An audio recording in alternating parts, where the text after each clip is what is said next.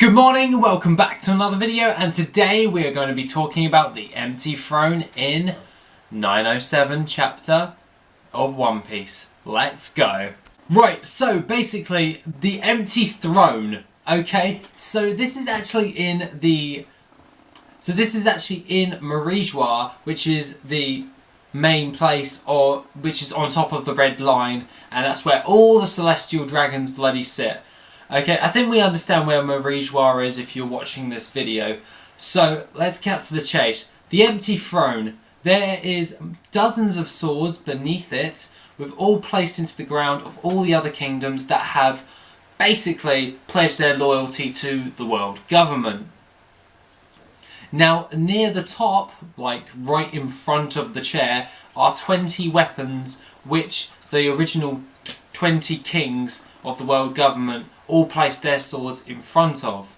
By that right, the world government shouldn't really have a monarch, because it was 20 kings all pledging their loyalty to the world government.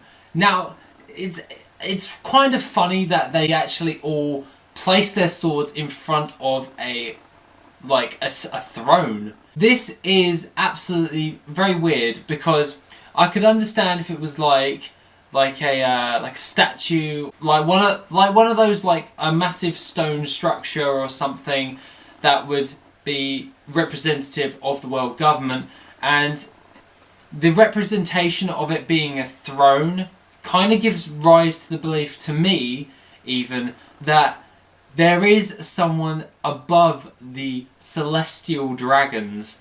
Now hear me out on this. We could have possibly seen the ruler of the Tenryubito, or the celestial dragons, and we have actually seen them in the last chapter.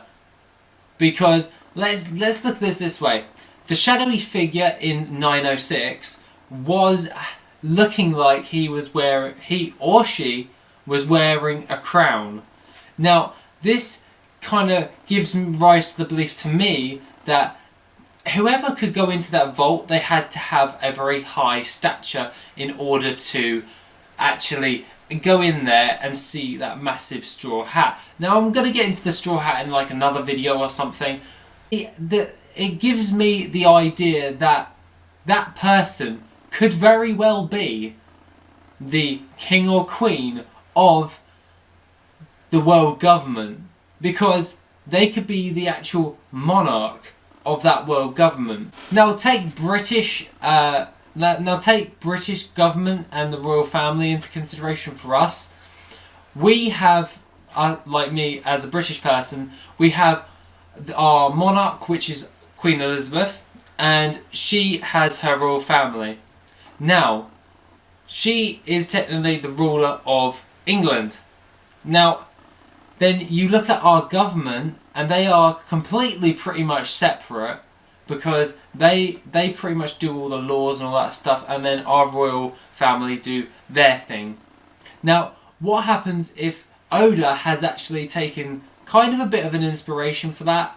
I'm not boasting or anything, but it's it kind of gives me the idea of that there could very well be a monarch, and that monarch is in talks to the Gorosei on a regular basis.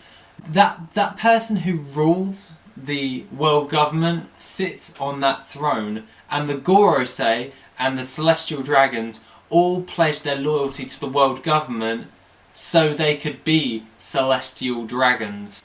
It's kind of a weird one, like if a ruler of the world government, if a ruler or pretty much a monarch made the world government and founded it with their co-founders, which are the 20 kings, pledging their loyalty to that person's idea or vision, then it kind of gives me the idea and of there being an actual king or queen, and I'm just like, oh my god, that would be so cool. Like, you think that the Gorosei are like the top people, but no, there's someone above that. There is someone above that, and that person is Eneru. No. I'm just messing. It's not Eneru. He's not a god.